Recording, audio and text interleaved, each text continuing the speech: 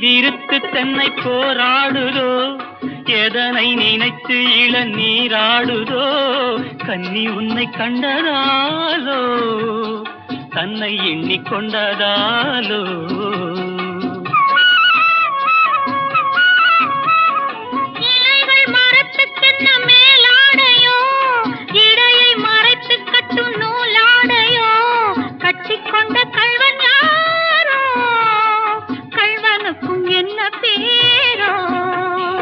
இயற்கை என்னும் இளைய கண்ணி